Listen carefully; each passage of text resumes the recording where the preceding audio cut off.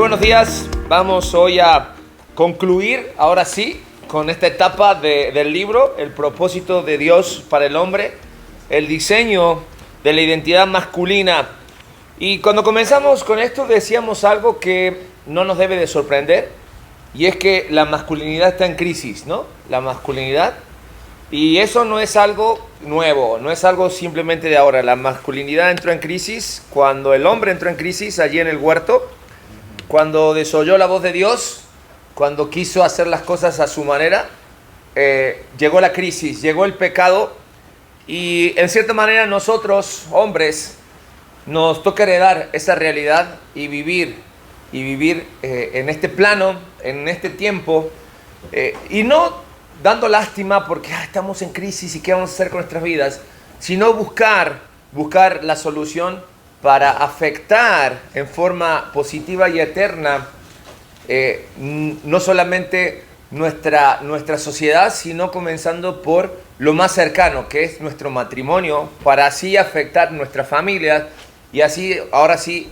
ser un ejemplo positivo para nuestra sociedad. Cuando hablamos de masculinidad, el mundo nos ofrece, en definiciones de qué es ser hombre, varias definiciones interesantes en cuanto a qué significa esto de ser hombres. Algunos dicen que ser hombre es sinónimo de tener agallas, de ser determinado, de tener conocimiento de todo lo que tenga que ver con cuestiones bélicas, de ser fuerte físicamente, de trabajar nuestros cuerpos. Otros dicen que la hombría consiste en estar en contacto con nuestros propios sentimientos, de preocuparnos por los más afectados, o sea, los menos agraciados, sin perder ese hecho de ser sensibles. Y también otras personas dicen que el ser hombre tiene que incluir la capacidad de ser líder, de tener una buena ética en nuestro trabajo, en nuestro desarrollo con las personas, de tener cierta posición económica y, ¿por qué no?, una destreza sexual que nos marque o que marque la diferencia con otros. Ahora, yo pregunto, ¿estas definiciones realmente definen la masculinidad o hay otras formas de hacer o de ser hombre? ¿Por qué digo esto? Porque hoy vamos a estar viendo este capítulo que se llama Un hombre verdadero y vamos a empezar con la siguiente consigna. Nosotros nacimos varón, tú naciste varón, ahí lo tienen en sus hojas. Tú naciste varón, pero lo que necesitamos hacer y ser es convertirnos en un hombre. Por eso hemos invertido semanas para ver qué es lo que dice la Biblia acerca de ser hombre, de lo que nosotros llamamos masculinidad. 1 Corintios, capítulo 16, versículos 13 y 14, nos da una definición interesante o empieza a diagramar ese modelo de hombre que Dios espera que nosotros aspiremos a ser, que trabajemos en ser. Dice la palabra de Dios: velad, están firmes en la fe, portaos varonilmente y esforzaos, todas vuestras cosas sean hechas con amor. Si nosotros empezamos a deshebrar, a desarmar este versículo, nos encontramos con una definición interesante acerca de masculinidad, de hombría. Y encontramos que ser hombre, un verdadero hombre, es aquel hombre que está atento al peligro. Vamos completando nuestras hojas. Es aquel que es fiel a la verdad, dice, estad firmes en la fe. Es aquel que es valiente ante la oposición, dice, forzados, portados varonilmente, dice la palabra de Dios. Y dice que es perseverante en las pruebas y sobre todo es una persona amorosa. Completamos esta definición. La Biblia empieza a diagramar esta definición en cuanto al hombre verdadero. Por lo tanto, nosotros tenemos que entender que el apóstol Pablo también va a continuar con esta idea. Y unos capítulos anteriores, en el capítulo 13, versículo 11, va a decir lo siguiente. ¿Quién me lo lee por favor en voz alta? 1 Corintios 13, 11. Cuando yo era niño, hablaba como niño, pensaba como niño, juzgaba como niño. Mas cuando ya fui hombre, dejé lo que era de niño. Fíjate, entonces podemos concluir esta definición de hombre verdadero, que un hombre verdadero es aquel que ha dejado atrás, ¿qué cosa? Las cosas de niños. Pensaba como niño, dice el apóstol Pablo, hablaba como niño, juzgaba como niño, mas cuando fui hombre, dejé lo que era de niño. Es un cambio total que comienza de adentro hacia afuera. Nuestra mente, nuestro corazón comienza a cambiar. Y mira, y esto no tiene edad, ¿eh? No tiene edad. Es más, pienso en esto y me río porque incluso la psicología moderna, que tuvo que, para justificar la crisis masculina, tuvo que crear una nueva definición y puso dentro de lo que nosotros conocemos ya en la psicología moderna la definición de adolescencia para justificar que las personas adolecen cuando la adolescencia no existe, sino que de niños pasamos a ser hombres jóvenes y después ya hombres maduros. Pero justificó, y hoy en día si vas a los nuevos libros de la psicología, te dicen que la adolescencia se estira casi hasta los 30 años. Entonces, ¿cuándo crece? ¿Cuándo dejamos de ser niños? ¿Cuándo dejamos pensar como niño? De actuar como niño. Y el apóstol Pablo dice, ya, es tiempo de crecer. Porque un verdadero hombre tiene que saber lo que es correcto. Y cuando un verdadero hombre sabe lo que es correcto, se mantiene firme en esas cosas que sabe que son correctas. Y un hombre verdadero entonces empieza a vivir una vida piadosa, una vida que ama al Señor, que ama la misma vida y que ama aquello que Dios ha puesto a su cuidado. Y eso es un resumen de lo que vimos en los 11 capítulos anteriores de este libro. Diferentes títulos, pero todos hablan de un propósito y de un compromiso que tú y yo como hombres debemos hacer. Pero entonces, si nosotros sabemos que tenemos que buscar lo que es correcto, ¿de dónde vamos a sacar el máximo ejemplo para nuestra vida de lo que es correcto? De la persona de Jesucristo. Y Jesús siempre, cuando hablamos de crecer en masculinidad, de ser hombres verdaderos, va a aparecer en nuestro camino. Hay un relato en el libro de Lucas, capítulo 4, que le voy a encargar que después lo lean ustedes, capítulo 4, Lucas, versículo 1 al 15, que es el relato cuando Jesucristo comienza su ministerio, y dice la palabra de Dios en el versículo 1 de Lucas 4, si quieren tener sus Biblias abiertas ahí para ir hojeando algunos versículos que voy mencionando. Capítulo 4, versículo 1 dice que Jesús, lleno del Espíritu Santo, fue tomado del Jordán y fue llevado por el Espíritu Santo al desierto. Y allí comienzan los 40 días del Señor Jesucristo en el desierto, preparando previo a su ministerio. Él es bautizado y luego llevado por el Espíritu. Y Dios quiere trabajar en su vida. Y en medio de este proceso de 40 días de comunión con el Padre, de ayuno en aquel lugar, se presenta ¿quién? El diablo. Y allí tenemos lo que conocemos como las tentaciones de Jesucristo, o del diablo hacia Jesucristo. Sí, Jesús fue tentado, claramente, dice la palabra de Dios, en todas las cosas que tú y yo somos tentados, Jesús fue tentado. Su vida fue expuesta a la tentación. La diferencia que hay entre las tentaciones de Jesús y nuestras tentaciones es que Él no pecó. Y nosotros la mayoría de veces cedemos a la tentación. Pero tenemos en Jesús, en Dios hecho hombre, encarnado, el ejemplo que nosotros debemos seguir. Porque ante cada una de las tentaciones, Cristo tuvo una respuesta correcta. Porque Él conoció lo que era correcto y eso se aferró. Y cada una de las respuestas de Jesús a las tentaciones fueron o provinieron ¿de dónde? De la palabra de Dios. Y mira que Jesús no tenía toda la revelación. Si bien era Dios, ¿sí? Lo que Él conocía de la palabra, lo que regía su vida como hombre, era la ley judía. Una ley que era dura, una ley que era estricta, una ley que era difícil de cumplir. Sin embargo, Él siendo juzgado por esa ley, no fue encontrado en él pecado alguno. Y vamos a rápidamente analizar algunas de las tentaciones o las tentaciones que Jesús tuvo. Ahora, una de las primeras tentaciones la encontramos allí cuando dice que lo interesante es cuando Jesús es tentado, si vemos en el versículo 2 del capítulo 4 de Lucas, dice que él estaba vulnerable. Porque ¿cómo está un cuerpo después de ser sometido 40 días a ayuno? Donde no prueba alimento, donde no toma agua. ¿Qué pasa con un cuerpo? ¿Sí? Aquí hay doctores, no me van a dejar mentir.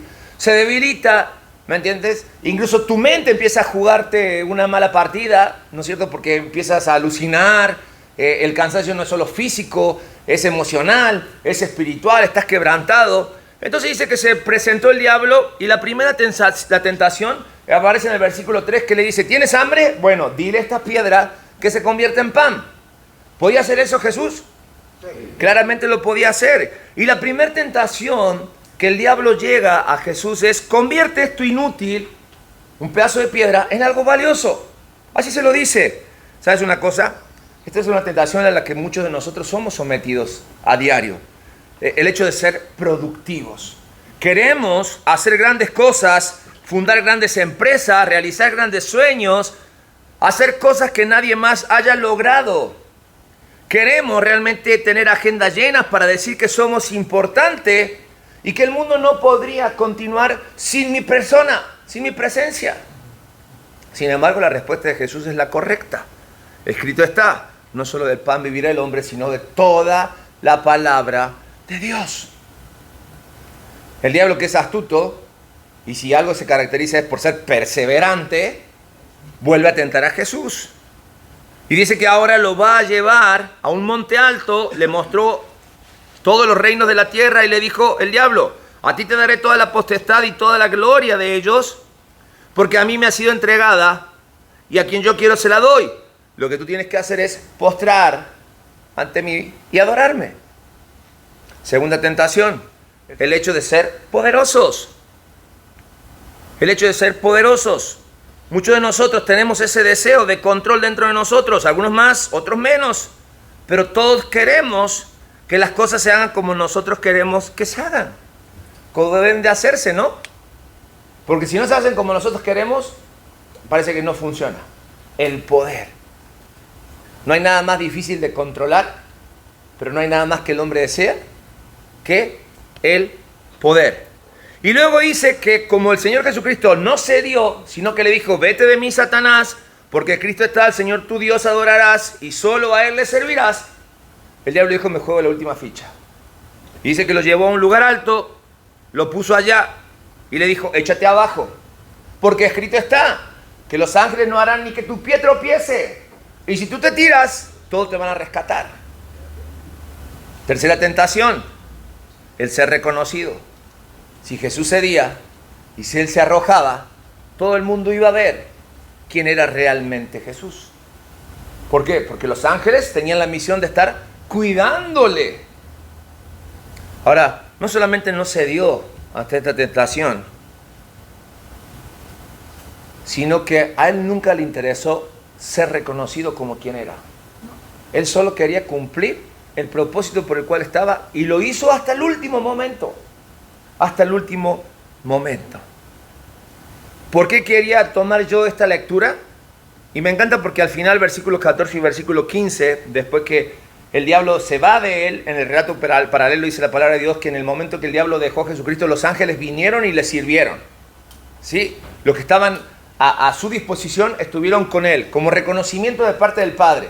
Pero no solamente el reconocimiento vino de parte de Dios, sino que versículos 14 y 15 de Lucas 4 dice: y Jesús volvió en el poder del Espíritu a Galilea, y se difundió su fama por toda la tierra de alrededor, y enseñaba en la sinagoga de ellos, y dice, y era glorificado por todos. Fíjate, llegó lo que el diablo lo tentó, pero de la forma correcta, haciendo lo correcto. No necesitó ponerse en lo más alto, no necesitó mostrar su poder, no necesitó demostrar que él podía convertir las piedras en pan, o incluso el arena en agua si pensamos, ¿no? Y el reconocimiento vino de parte de Dios y de parte de los hombres. Por eso Jesucristo es nuestro modelo cuando hablamos de ser un hombre verdadero. Y es de esta imagen, es de Jesucristo, que nosotros vamos a ver hoy rápidamente claves para convertirnos en un hombre verdadero. ¿Cuáles son estas claves que nosotros debemos seguir para convertirnos en un hombre verdadero? Así como Jesús, primera clave, nosotros tenemos que entender que para ser como Jesús tenemos que ser llenos del Espíritu Santo y como Cristo vivir en dependencia y obediencia a la voluntad de Dios. Ser llenos del Espíritu Santo y vivir en obediencia y dependencia de la voluntad de Dios. Decía, primera clave para ser un hombre, para convertirnos en un verdadero hombre es tener clara cuáles son nuestras prioridades. ¿Cuáles son nuestras prioridades? Si algo marcó la diferencia durante todo el ministerio de Jesucristo, no solamente aquí al comienzo cuando Él fue tentado, fue el hecho de que Él priorizaba en su vida mantener continuamente una comunión en la presencia del Padre. Y cuando hablo de prioridades espirituales, no hablo del hecho de decir ir a la iglesia o venir a la reunión aquí en cuanto a una reunión de varones, sino que hablo de una comunión íntima diaria con Dios. Ese tiempo que Dios me da para mí en exclusividad, sí. Porque no nos olvidemos nunca de que Dios es un Dios individual, que quiere tener una relación personal con cada uno de nosotros en forma individual. Cuando nosotros nos reunimos como pueblo, como iglesia, a adorarle, venimos a traer, a ofrendar todo lo que hemos recibido de parte de Él en forma de gratitud. No esperemos que una reunión de domingo, una reunión de martes de varones o de miércoles de varones sea suficiente para mantener una comunión plena con Dios. No, porque lo estamos compartiendo. Cuando realmente nosotros podemos tener claro el hecho de la importancia de nuestra comunión individual con Dios. Pero a veces no nos damos cuenta y aspiramos a cosas que nos llevan a hipotecar cosas importantes en nuestras vidas. No necesariamente tenemos que vivir para trabajar, sino somos llamados a trabajar para vivir. Pero a veces equivocamos nuestras prioridades y luego pagamos las consecuencias. Y como hombres nos volvemos extraños en nuestros matrimonios, nos volvemos extraños en nuestra familia, para nuestros hijos. Solamente creemos que es suficiente con proveer y nada más. Pero durante todos estos meses nos hemos dado cuenta que el hombre tiene que estar más atento de muchas otras cosas en su vida personal para afectar directamente a los demás. Por eso Romanos capítulo 12, versículo 2 dice: y no os adaptéis ¿a qué? A este mundo, sino transformaos mediante la renovación de vuestra mente, para que verifiquéis cuál sea la voluntad de Dios, lo que es bueno, lo que es aceptable y lo que es perfecto. A veces nosotros queremos llegar a cumplir la voluntad de Dios, pero no estamos dispuestos a hacer el proceso de nuestras vidas de cambiar. El versículo anterior dice que nuestro cuerpo debemos presentarlo en sacrificio vivo, que eso es lo que agrada a Dios y no nos pertenecemos. Pero si tú quieres realmente disfrutar de lo bueno, lo agradable y lo perfecto de la voluntad de Dios, cumple tu parte, pon en orden tus prioridades. 2. Un hombre verdadero aspira a ser como Cristo, a ser como Cristo. Y aquí sí hablamos de un renuevo espiritual a la imagen de Cristo. Un hombre que no es engañado ni seducido por las falsas imágenes de la masculinidad de hoy en día y que quiere hacer o quiere llegar a ser para lo cual fue creado. Por lo tanto, aspira a ser como Cristo. Y fíjate, quiero sacarle un poco aquí el misticismo o la espiritualidad falsa a este concepto de ser como Cristo, pensando que como ser como Cristo es inalcanzable para nosotros, porque decimos, pues Cristo fue 100% Dios, pero también fue 100% hombres. Y hemos visto que fue tentado, y dice la palabra de Dios que fue tentado en todas las cosas, que tú y yo somos tentados. Por eso Él genera la empatía con nosotros, para que nosotros podamos generar la empatía con Él y saber que podemos. Incluso cuando yo tomo y busco el propósito del ministerio de Cristo y analizo cómo fue su ministerio terrenal y le quiero dar una nota del 1 al 10, cómo fue el ministerio de Cristo. Lo único que logró, y perdón que lo diga así, lo digo con todo respeto, fue llegar a su objetivo, que era la cruz. Pero si lo analizamos, su ministerio fue un fracaso desde el punto de vista humano. Los 12 que escogió, uno lo vendió, el otro lo negó, y en los momentos más difíciles de su vida, los otros 10 lo dejaron solo. Los que lo seguían, dice que lo seguían para que les diera de comer. Entonces, y muchas veces Jesucristo mismo le dice, ustedes no están entendiendo lo que yo les estoy diciendo. Nadie entendió el mensaje, ni siquiera sus discípulos. Entonces, humanamente, si quiero parecerme a Cristo, el fracaso va a ser una realidad en mi vida. El sufrimiento va a ser una realidad en mi vida. Cuando Jesús lloró, no lloró por el dolor del corazón de que había perdido a su amigo Lázaro, sino oró por una nación que él amaba y que le había dado vuelta a la espalda. Entonces, si tú sufres por ser cristiano, si por ser como Cristo es algo que te das cuenta que es cuesta arriba, vas por buen camino. Vamos por buen camino. Nadie te dijo que la vida cristiana era color de rosa y que ser hijo de Dios te aseguraba un montón de facilidades. Al contrario, Pero eso no debe alejarnos de nuestra prioridad de ser como Cristo. Primera de Juan, capítulo 2, versículo 6, dice que el que dice que está en Él debe andar como Él anduvo. Cristo fue quien abrió nuestro camino, quien nos muestra por dónde debemos andar. Pero cada huella que pisamos de Cristo conlleva consigo el hecho de que si quiero y digo que le amo y quiero ser como Él, voy a tener que vivir como Él vivió. Y Él nunca perteneció a este mundo. Exactamente. Y Él lo dice claramente. Son de este mundo, pero no están. O están en este mundo, pero no son de este mundo. Es nuestro esfuerzo. 3. Una persona, un verdadero hombre, aspira a trabajar y desarrollar sus dones y talentos. ¿Se acuerdan?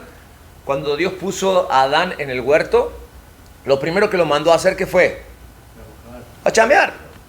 Le dijo, mira, vas a cuidar el huerto, vas a ver que todo esté en orden. Le dio un par de indicaciones y le dijo, ponte a chambear. Y no te va a faltar absolutamente nada porque yo te doy las capacidades para trabajar.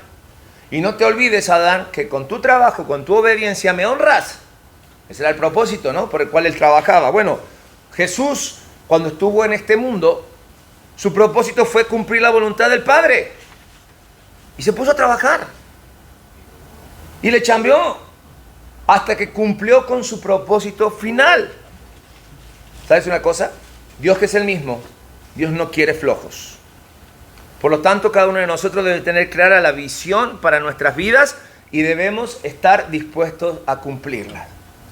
Aún sabiendo que nuestro trabajo físico, secular, que sirve para nuestra provisión, también lleva como objetivo que lo que hagamos, lo hagamos como para el Señor, honrándolo con nuestros talentos. Y aparte están nuestros dones espirituales, que van junto con pegado. Porque nuestra vida es ser cristiano los 365 días del año, ¿no es así? Las 24 horas del día. No soy cristiano nomás en la iglesia. Soy cristiano en mi trabajo, en mi familia, con mis amigos, todo el tiempo. Todo el tiempo. Tengo una responsabilidad de cultivar el corazón de mi familia. Por lo tanto, aún con mi trabajo físico, honro a Dios. Si bien los dones espirituales son para el enriquecimiento y el crecimiento de la iglesia local, no puedo obviar que lo que hago fuera de la iglesia también honra a Dios. Por eso la palabra de Dios dice en Juan capítulo 6, versículos 26 y 27, de cierto os digo, que me buscan, no porque han visto señales, sino porque comieron de los panes y se saciaron.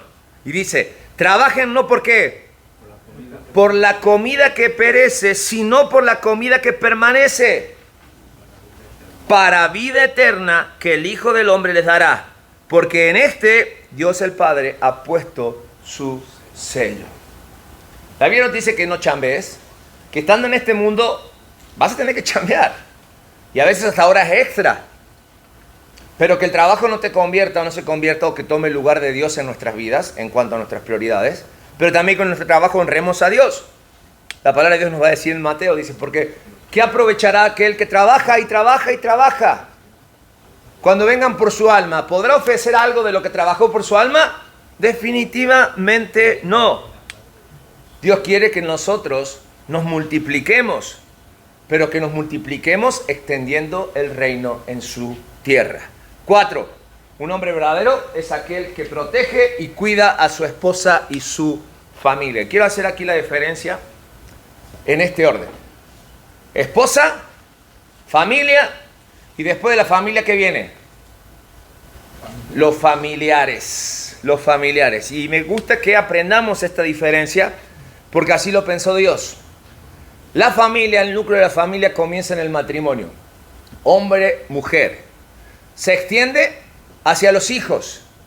Pero después cada uno de nuestros hijos, ¿qué pasa? Forma su propia familia. Y se transforma en nosotros, ¿en qué? En familiares. Nuestra prioridad sigue siendo, ¿qué cosa? Nuestro matrimonio. Nuestro matrimonio. Recuerda que Dios plantó en el huerto un matrimonio. Y le dijo, ahora tengan hijos. Pero lo que honra a Dios es mi matrimonio. No puedo tener una familia si no tengo un matrimonio. Y no puedo tener familiares si no tengo familia. Pero a veces nosotros, por nuestra sociedad, por nuestra cultura, nos dejamos llevar por los familiares. Y a veces, y aprendí aquí en México que la familia se respeta hasta como la 10ª generación. Tenemos primos allá de 10ª generación. Dice, ¿para qué tantos primos? Si a veces no puedes con los que tienes cerca. Pero, ¿qué pasa cuando hay unos 15 años? ¿Qué pasa cuando hay una boda? ¿Qué pasa cuando hay una...? Tienes que avisarle a todo el mundo, invitar a todo el mundo, porque si no se ofenden. No los ves nunca en la vida, pero ahí aparecen. Y déjame decirte que quiero sacar un peso de encima. No pasa nada si no te relacionas en profundidad con tus familiares. Pasa si tú no cuidas tu matrimonio, si no cuidas tu relación con tu esposa, porque Dios te va a pedir cuenta por eso. No te va a pedir cuenta por tu primo décimo, allá que lo viste una vez cuando eran chicos y no lo volviste a ver nunca más. Pero se enojó cuando no lo invitaste a su boda. No te va a pedir cuenta por eso. Créeme, no te lo va a pedir. Ni siquiera te va a pedir cuenta por tus hijos cuando tus hijos formen su propia familia. Por lo tanto, ten en cuenta que tu propósito, el hombre verdadero, es aquel que aprende a honrar a su matrimonio. Porque si honras tu matrimonio, tu relación con tu esposa, por ende tus hijos te van a ver y dice, los vas a santificar, Corintios dice. Le vas a enseñar lo que es bueno. Y vas a honrar a tu familia. Me encanta la palabra de Dios porque Dios nunca economiza palabra y tiene un muy buen sentido del humor. ¿Cuál fue el primer milagro que realizó Jesucristo? El vino. ¿En dónde? En la boda. En una boda, ¿no? Todos nos acordamos del vino. ¿Pero en qué lugar? En la boda. Aparentemente era una boda de una media hermana de Jesús. Aparentemente, ahí en Canaán. En Canaán. Entonces, lo interesante es que yo decía el sentido del humor. Jesús introduce el matrimonio en el huerto. El primer milagro se da en la celebración de un matrimonio para demostrar que Jesús es de matrimonio. Y la historia de la iglesia va a terminar ¿con qué? Con un matrimonio en las bodas del Cordero. ¿Te das cuenta? La importancia de cómo Dios ve esto y le importa a Él esto. Porque al final Jesús es de familia. Él presenta su ministerio en una familia. Y Apocalipsis dice que Él está esperando las bodas con su prometida. Por tanto, Efesios capítulo 5, versículos 25 al 28 dice, esposo amen a sus esposas, así como también Cristo amó a la iglesia y se entregó a sí misma por ella, a fin de santificarla, habiéndola purificada en el lavamiento del agua con la palabra, para presentársela a sí mismo una iglesia gloriosa, que no tenga mancha ni arruga, ni cosa semejante, sino que sea santa y sin falta. De igual manera, los esposos deben amar a sus esposas como a sus propios cuerpos. El que ama a su esposa, a sí mismo se ama. A sí mismo se ama. Ojo, no estoy restando la importancia a la familia ni a los familiares, pero sí le estoy dando énfasis e importancia a que Cristo nos llama a guardar y a mantener puro y como santo nuestro matrimonio. Déjame decirte que son muy pocos los hombres que entienden esta verdad en sus vidas. Proteger a su matrimonio sin importarse sus propias necesidades. Así que si tú eres parte de estos hombres que han entendido esta verdad, proponte seguir viviendo de esa manera, estableciendo incluso estándares, como decíamos al principio, que no solamente afecten a tus cercanos, sino que comiencen a generar un cambio en esta generación. Un hombre verdadero también es aquel hombre que permite que la palabra de Dios transforme su vida. Hombres de principio se dan cuenta que su espíritu debe ser nutrido de la palabra de Dios. Si no, su salud espiritual, mira, para abajo, para abajo. Jesucristo fue tentado en todas las cosas. Él siempre tuvo la respuesta correcta, porque su salud espiritual, a pesar de la adversidad y de la exposición que él tenía a la debilidad, siempre estaba en su mente y su corazón la palabra de Dios. Siempre estaba en su mente y su corazón ser obediente a lo que él tenía que hacer. Y así como tú y yo somos capaces de cuidar nuestro cuerpo para que no nos enfermemos, porque qué bueno que ahora está la cultura de cuidarnos antes de enfermarnos, y no solamente ir al médico cuando ya estamos enfermos, ¿me entiendes? Porque cuando ya no hay posibilidad. Bueno, de esa misma manera, cada uno de nosotros debe ver por nuestra salud espiritual. Porque es la palabra de Dios la que hace transformaciones en nuestras vidas. Fíjate, la palabra de Dios, el Espíritu Santo, Dios el Padre, Dios el Hijo, es un combo que está a nuestro favor, ahí disponible. Si estás raquítico espiritualmente, no le eches la culpa a Dios.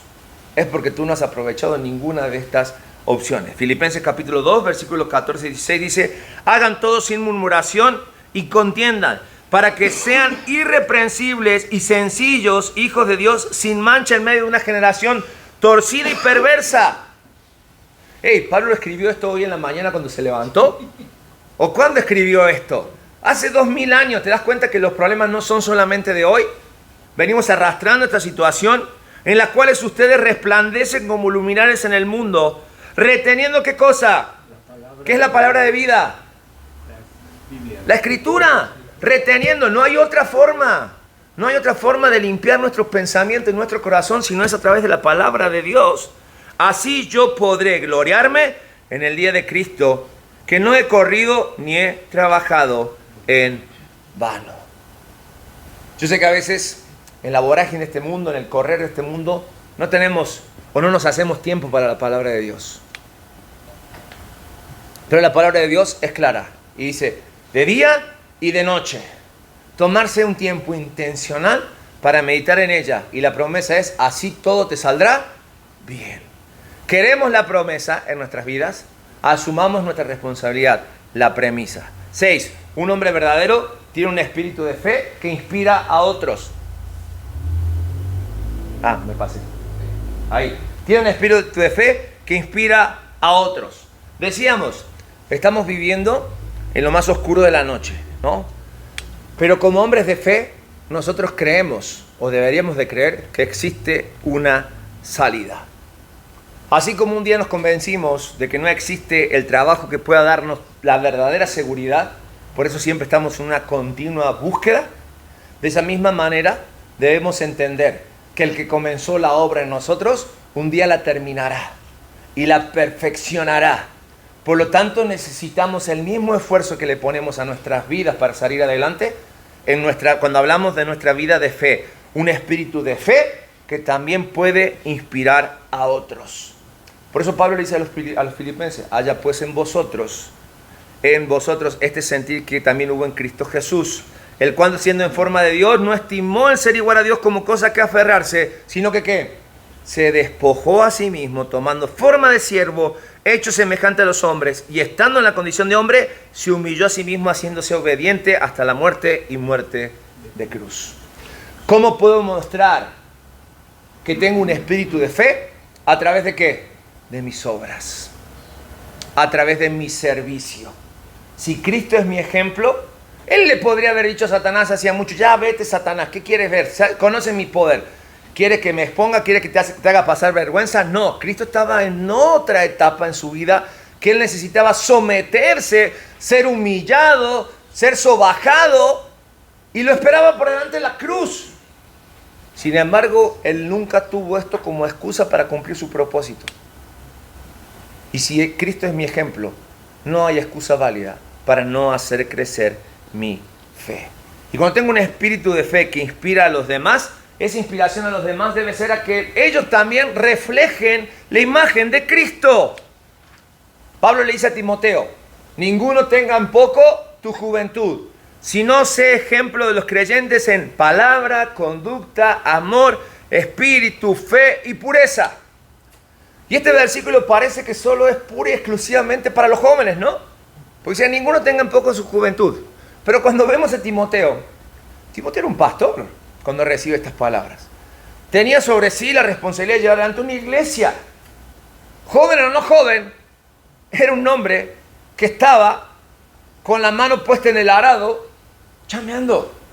Entonces, si a esto te lo quieres apropiar, y ya no eres o no te sientes tan joven, bueno, ahora asume tu experiencia de vida. Y ahora con esa experiencia de vida Dios te dice, sé ejemplo. Sé ejemplo. Ser ejemplo es inspirar a otros. Es mover a que otros quieran vivir la vida que tú vives. Pablo le dijo a Timoteo, te empujo a que seas ejemplo. Ahora nosotros debemos orar pidiendo sabiduría para que podamos cultivar, primero antes que nada, el corazón de nuestro matrimonio, de nuestra familia, deleitándonos ver cómo Cristo trabaja a través de lo que Él me deja y me permite hacer. Por eso un hombre verdadero también es el hombre que ama la compasión, la misericordia y la justicia. La compasión, la misericordia y la justicia. Es decir, esa fuerza Estas tres cosas forman la fuerza que nos impulsa a traer el reino de Dios o acercar el reino de Dios hacia mucha gente. Porque mira, cuando hablamos de compasión, hablamos de esa pasión que apunta a liberar a otros del pecado. Judas 24 dice, no, a otros arrebatar del fuego. Esa es compasión. Cuando hablamos de misericordia, hablamos de hacer lo mismo que Cristo hizo con nosotros. No juzgarnos por nuestras obras, sino extendernos la gracia para poder ser transformados. Y cuando hablamos de justicia, hablamos de hacer lo correcto hacia los demás. Hacia los demás. Miqueas, el profeta, traía voz de Dios diciendo lo siguiente: oh hombre, y si quieres puedes poner tu nombre ahí, puedes poner tu nombre. Oh Nicolás, Él te ha declarado lo que es bueno. ¿Y qué pide Jehová de ti? Todos juntos, ¿qué dice? Solamente hacer justicia, amar misericordia y humillarte ante tu Dios. Nunca había sido tan clara la Biblia con lo que Dios espera de cada uno de nosotros. Con lo que Dios espera de cada uno de nosotros. 9. Un verdadero hombre tiene pasión por el reino. Ahí estaba. Pasión por el reino de Dios. La pasión es esa fuerza, decíamos, por ver el reino establecido en la tierra. Primero y antes que nada, en nuestra familia. Y de ahí escalar. A veces queremos ganar el mundo para Cristo, pero nuestro matrimonio es un caos. Nuestra familia por cualquier lado. Pero queremos ganar Indonesia para Cristo. Queremos ganar allá para Cristo. Y aquí, en tu relación más inmediata, la pasión comienza con los más cercanos. Está bien, cada uno de nosotros debe aprender a dolerse ante la presencia del pecado, a ocuparnos por los que no conocen a Cristo, regocijarnos con aquellos que son alcanzados por la gracia y liberados de la condenación del pecado, amar las almas, de eso se trata. Pero comencemos en casa, comencemos en casa. Mateo capítulo 6, versículo 33 dice que la pasión es más buscar primeramente el reino de Dios y su justicia, y todas estas cosas serán añadidas. Y por último, un hombre verdadero hace que sus acciones reflejen el carácter de Cristo. El carácter de Cristo. Eso es un hombre que no toma a la ligera la presencia de Dios en su vida, sino que guarda en su corazón esta verdad y sus acciones hablan más fuerte que sus palabras. Sus acciones hablan más fuerte que su palabra. El día que me casé, aquel domingo 30 de diciembre del 2001, mi suegro entregó a su hija, a este extraño que venía a llevársela, y me regaló un versículo. Y es el versículo que está aquí, que entendí de qué se trataba. No es que la parada era brava y que él conocía a su hija más que yo. No, ni siquiera. Sino que creo que del consejo del hombre maduro vino el secreto para que las cosas comiencen a ir, diciéndome, no hay excusa. Porque según de Timoteo capítulo 1, versículo 7 dice, porque no nos ha dado Dios espíritu de cobardía, sino de poder, de amor y de dominio propio.